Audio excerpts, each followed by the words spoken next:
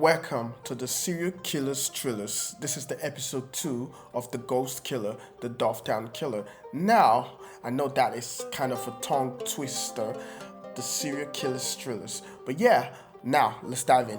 Enough talking, but a lot of talking. So anyway, enough jokes said, enough beating around the bush. I just want to dive in and I want to explain and tell a story that you all have been waiting for. I hope you've been waiting for it. This is episode 2. Come on, you have to have been waiting for it. But anyway, what I just want to tell you is that the Dufftown Killer is the craziest episode. Literally, because the police allowed an innocent person die.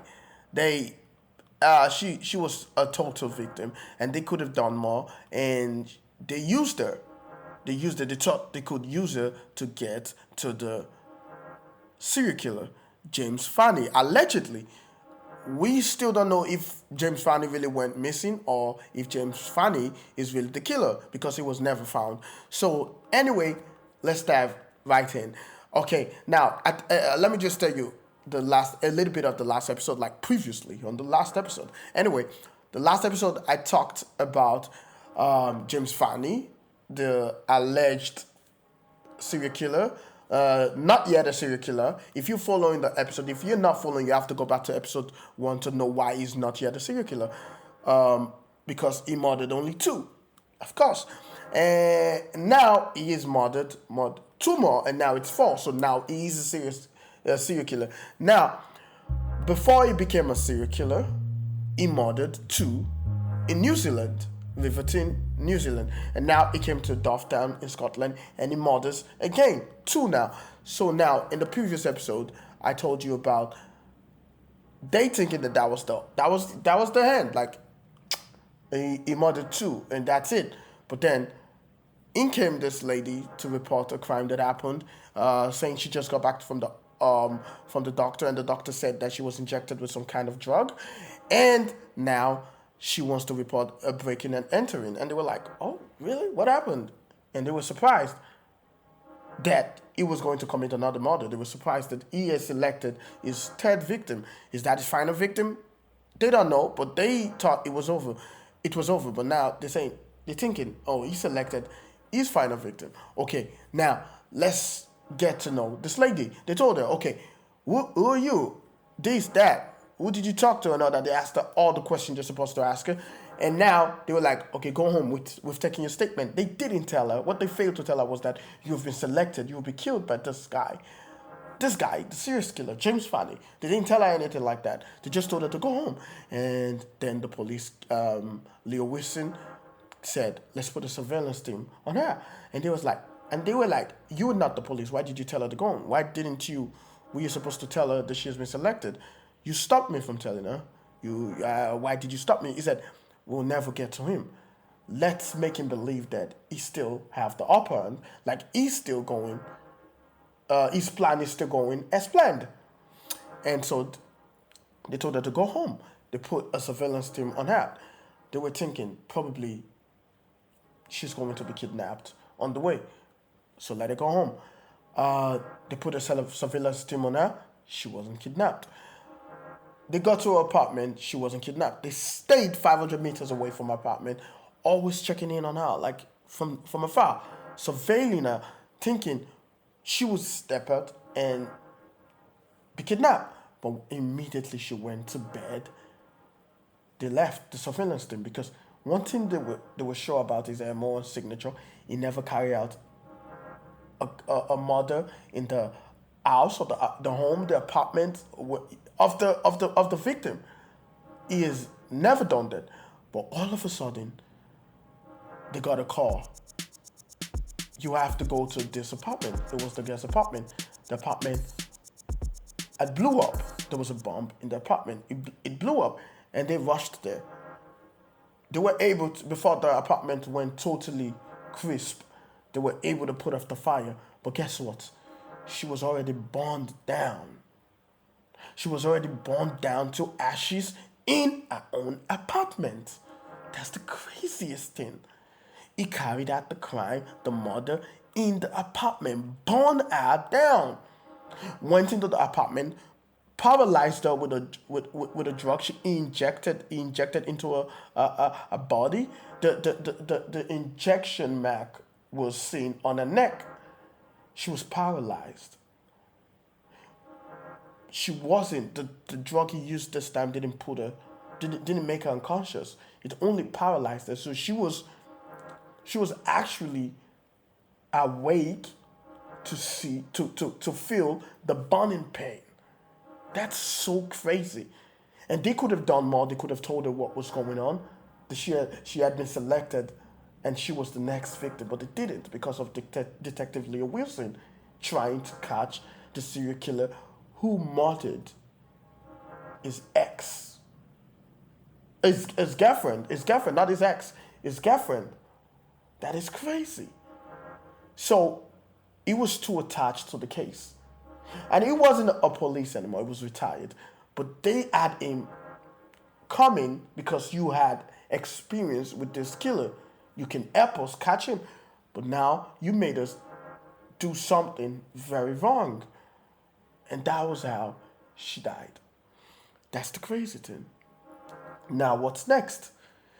Remember, Detective Leo Wilson is telling a story after I was invited to America by the FBI, the special agents from the Behavioral Analysis Unit, the BAU. So he was telling them the story because the FBI said, we have to go. They said, we have to go back. We have to fucking go back. We have to find out everything that is happening so we can make an analysis and be able to, describe this killer, his intention, why he's doing this, the origin of all this. The BAU are known for analyzing, and they can give you an analysis on who the killer is. They analyze the pattern and everything, and they give you an analysis who the killer is. So after hearing the story, the BAU was like, okay, Detective Leo Wilson, you seem too attached to this case, really. Not only that, you happen to be at the place of the crime. Now, something that was very funny was they began to question him. Where were you on the day the first killing happened, the second killing happened? It was like, why are you asking me that? Am I a suspect? No, we're questioning you. You told us your story, now we want to ask questions. You seem too attached. What is going on here? Immediately, a police officer said, I'm sorry to tell you, but you're a suspect. What? Why am I a suspect? You invited me here. And they said, no. We just found out that we invited you here last week to come down to tell your story. You have been roaming your phone, and it looked like you picked the call in New Zealand, but you actually didn't pick the call in New Zealand. You literally picked the call here in America. We traced your line. So why are you tracing me? Why are you tracing me if you're inviting me here? We're tracing you because we already know this story. We already read the report you put in. The report you put in from Riverton, New Zealand, and the report you put in from Dufftown, Scotland. So we already know the story you're telling. But we wanted you to tell it again. And we want to make an analysis. That's how that's what we must do. We have to listen to all sides of the story, not just the report that was being written. We have to study your emotion. We have to look at you, if possible, to make an analysis. And yes, we check everyone. Everyone is a suspect until we find the killer. And they found that he was actually also in America. And also, he was in Lanesboro. He was in Lanesboro when the two murders happened. Now, as I said before, you have to go listen to episode 1. Lanesboro is the town the crime is being committed right now. Like, the murders are occurring in Lanesboro. There's going to be a third kill. That's what the BAU are saying. There's definitely going to be a third kill. But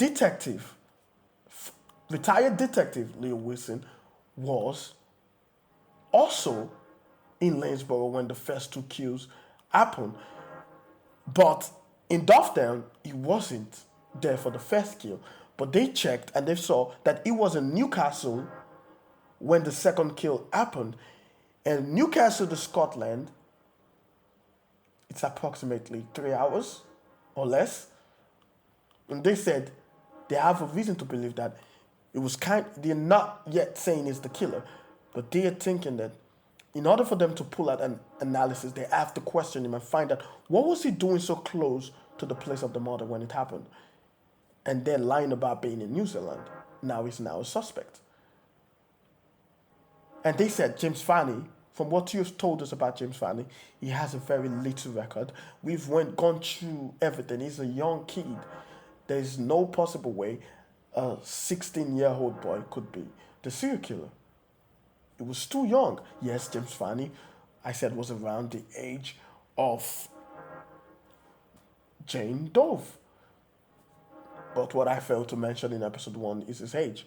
But now I'm telling you, he's 16. So, what is going on?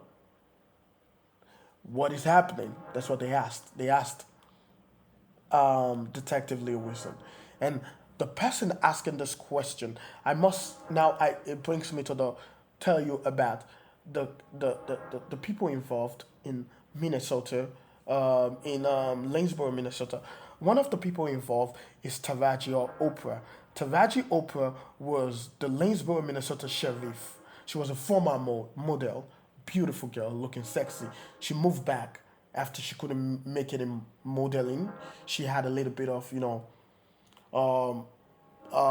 and there, made a little bit, but it wasn't going anywhere. Her career wasn't promising enough. And then she moved back to Lanesboro from New York, and she became a sheriff.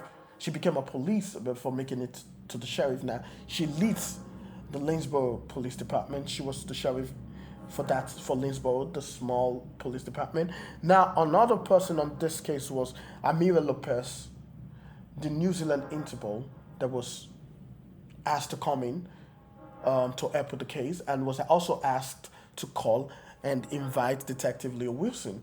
She was also surprised when the FBI said Leo Wilson was already in America and pretended to be in New Zealand. Another person that came in was Dean Lewis. Dean Lewis was one of the Scotland Interpol. He was also surprised when all this, because he had followed the case a lot, read about the case, and not for once did he find out that, hey, this happened, that happened in Scotland. He didn't know.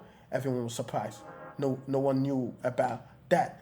So another person attached to this case was from the FBI, the special agent from the BAU, the Behavioral Analysis Unit, was Paige Gill. No. Sorry, scratch that. So this happened in a small town, right? Lanesboro. So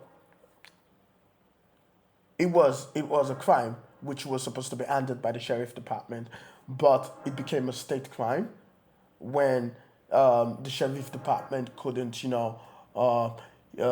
didn't have the resources, they didn't have the right resources to follow up this case. So what they did was that they had to go to the state police, they had to go to the Minnesota police, and the sheriff of the town knew someone that she could call, Taraji, Oprah. She knew someone she could call that was actually running to become the mayor of Lanesboro. She was actually working for the police, and she was actually the chief of the police in Minnesota. She was the police chief. And her name was Paige Gill. She was the one, Paige Gill, sorry. Her name was Paige Gill. She was the part of the state police that Oprah called and said, hey, this is Sheriff Taraji Oprah. I need your help. We need your resources. There's been a murder. And the Paige Gill is running to become the mayor of Lanesboro, and she was also the police chief of the Minnesota Police Department. So she was like, okay, I'll use my resources. And when she was going through the case, she found that the same MO. And then she had to bring in the FBI. And when she brought in the FBI, that was when she found out how really big this case was. she actually triggered the security of the FBI. And when she called the FBI, they were like, we already know. We are already sending a team. This is not the FBI case, but we would like your police department to work with us, and also the sheriff from Lanesboro to work with us, and the police, two important people were sent. Two important people known for always solving the most crime. One was Adam Spoon. Adam Spoon was a FBI special agent from the BAU. He was handsome and he was also a playboy. He's known for being a playboy. He's known to be seen with different girls. And he was attached to the case. Anyway, you may say that's not important. Why is that important? That's crazy. Anyway, another special agent that was attached to this case was David Issa Vapor. David Issa Vapor. Damn, that name. Anyway, back to the story. David is also the special agent, the second one attached to the case. He was divorced, depressed, and he was also a drunk. But something his colleagues had been hiding from the department, because he was a very, very good police agent, special agent. He was a very, very good special agent, and he had helped solve almost all the case.